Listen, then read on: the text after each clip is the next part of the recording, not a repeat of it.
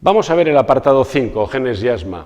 Un poco de lo mismo de lo que acabamos de hablar ahora, pero para insistir, porque si el asma es expresión de la confluencia entre tus genes y los factores medioambientales, tendrás que tener algunos genes tocados, polimorfismos, que van a permitir que se manifieste la enfermedad inflamatoria.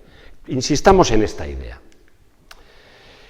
De tal forma que si esos genes no están tocados, si no hay modificaciones en ellos, si no hay polimorfismos, esos condicionantes medioambientales no van a producir, no van a permitir que se produzca esa enfermedad.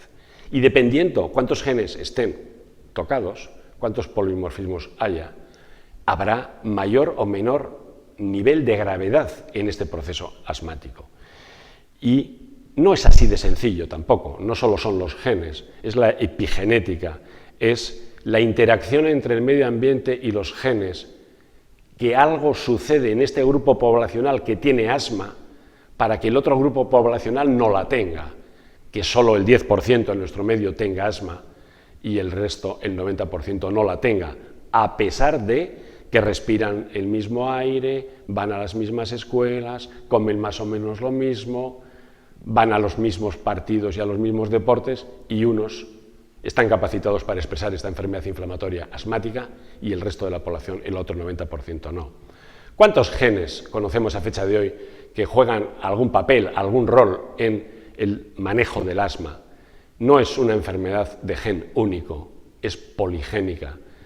A fecha de hoy, y con todos los errores que se pueden cometer en esto, porque los avances son muy numerosos, habrá alrededor de más de 30 genes implicados, unos en la secuenciación y en la producción de determinados mecanismos de señal inflamatoria, otros en las determinadas respuestas antigénicas, otros en determinados receptores.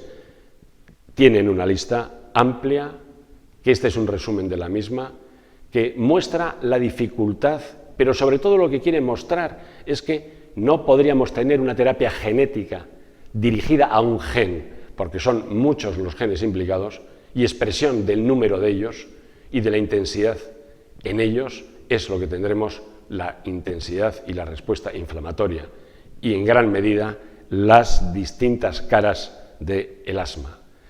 Reflexión sobre la genética, importante. Esta es una enfermedad, un trastorno, que la genética juega un rol muy importante.